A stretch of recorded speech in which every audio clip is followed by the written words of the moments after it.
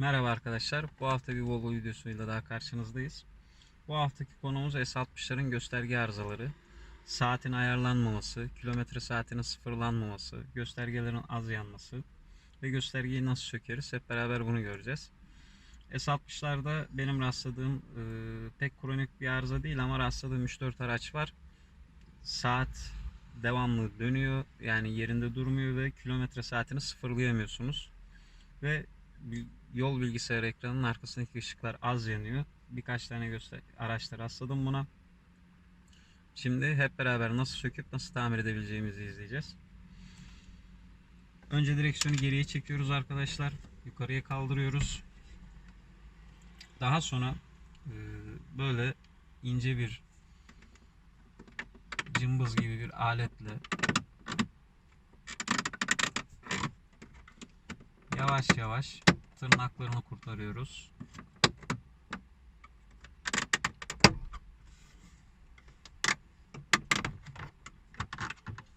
Bu kolay kolay kırılabilen bir malzeme değil arkadaşlar. Her araçtaki gibi çatlayabilen bir malzeme değil. Ama siz gene de nazik davranın.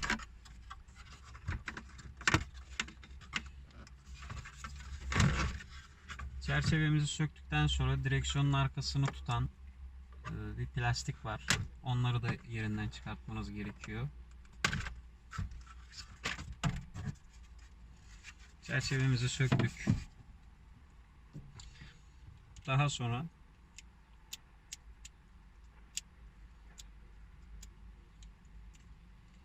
göstergemizi tutan 4 tane vida var. 4 vidayı söküyoruz.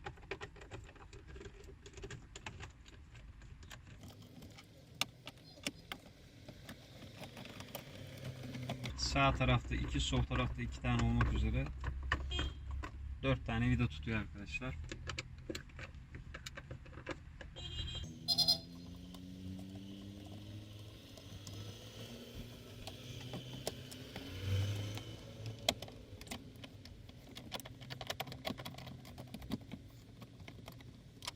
Dört vidayı da söktüğümüz zaman göstergeyi ön tarafa doğru çektiğinizde gelecektir.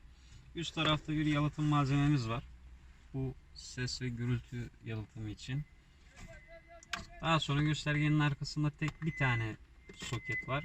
Yeşil renkli. O soketi çıkartıyoruz. Ve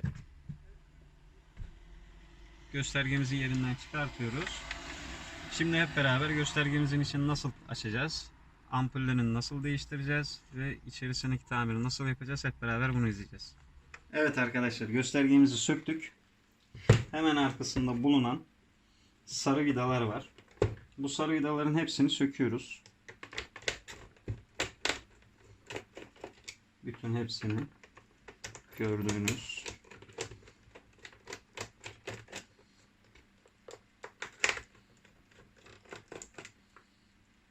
Daha sonra beyaz kapağı çıkartıyoruz. Bütün devreler gördüğünüz gibi karşımızda. Göstergedeki takıklar, saatin çalışmaması veya ampullerin yanmaması. Gördüğünüz gibi burada oksit yapmış ve sulanmışlar. Bu oksitleri temizleyeceğiz ve lehimlerini yenileyeceğiz. Yalnız bunu buradan sökerken çok dikkat etmeniz gerekiyor. Çünkü içinde manyetik yaylar var. Şu şekilde hız göstergesi, yakıt göstergesi, hararet göstergesi, devir saatinin manyetik yayları var. Bunların arasında onlar dönüyor. O yüzden hem sökerken hem geriye takarken bu yayları zedelememeye dikkat etmeniz gerekiyor. Burada gördüğünüz gibi lehimlerde çatlamalar ve oksitlenmeler var. Göstergedeki hatalar bunlar. Bunun için göstergenizi değiştirmenize gerek yok. Bir tiner yardımıyla bunu temizleyip lehimleri ısıtıp yenilediğiniz zaman sorununuz çözülecektir. Bu kartı söktüğünüz zaman arkasından ampulleri de değiştirebilirsiniz. Zaten basittir bunlar. Evet arkadaşlar, herhangi bir eczaneden alacağınız saf alkolle gösterdiğim yerleri temizledikten sonra lehimlerini de lehim makinesiyle ısıttıktan sonra göstergemizi topluyoruz. Tüm vidaları sıkmaya özen gösterin. Bu arada hazır göstergemizi sökmüşken Ampulleri de değiştirebilirsiniz. Biz öyle yaptık. Tüm ampullerimizi değiştirdik. Zaten değişmesi çok basit. Çeviriyorsunuz, çıkartıyorsunuz. Şu şekilde. Bunların yenilerini tüm oto elektrikçilerden alabilirsiniz. Standart ampuller bunlar. Oyu da yerine oturmuyor. Bir aksilik var.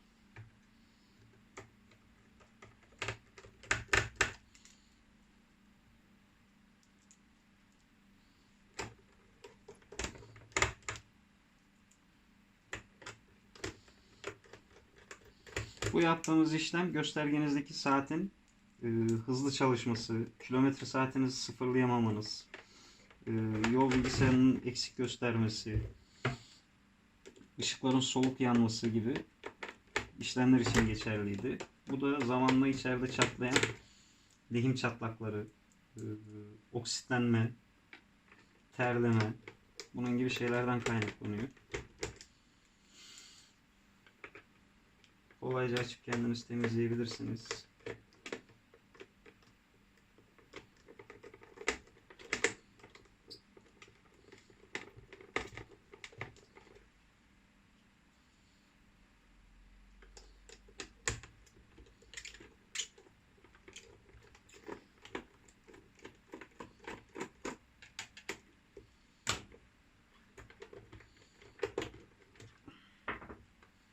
Zannedersem vida arttırdık.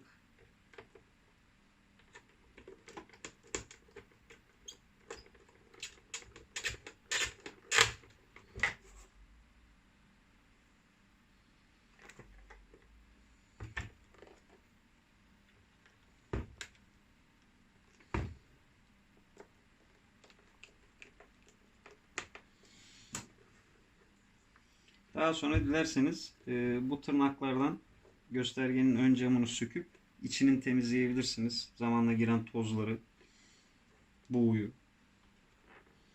Camı çıkarttıktan sonra nemli bir bezle göstergenizin içini silebilirsiniz.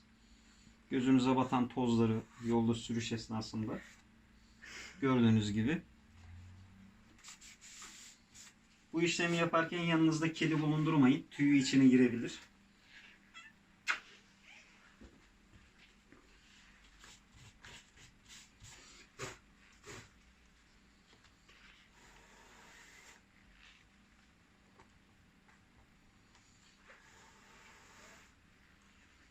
Göstergemizi yaptık. Şimdi yerine montajlıyoruz.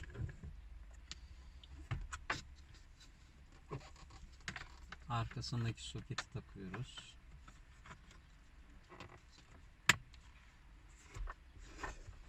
Şimdi montajlamadan önce deniyoruz. Evet. Mesela bu araçta kilometre saati sıfırlanmıyordu. Şimdi deniyoruz. T2'yi sıfırladık. T1'i de sıfırladık. Kilometre saatimiz bu araçta sıfırlanmıyordu arkadaşlar. Ve saatimiz çalışmıyordu. Şu an saatimiz de ayarlanabiliyor.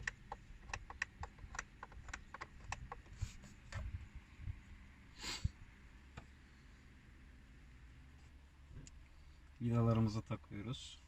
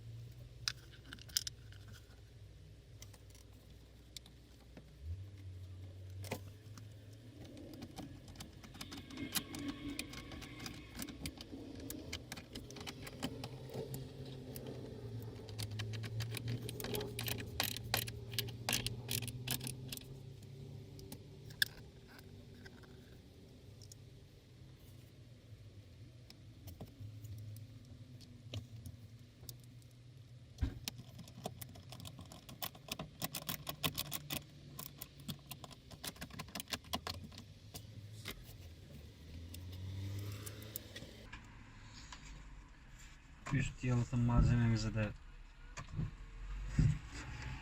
yerine koyuyoruz.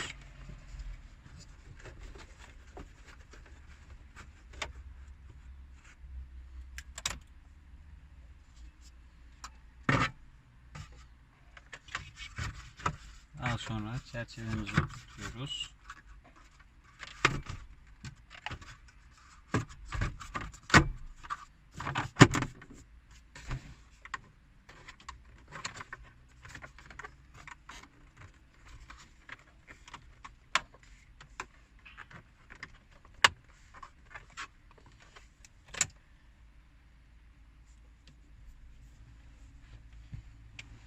Hız göstergemizi deniyoruz şimdi.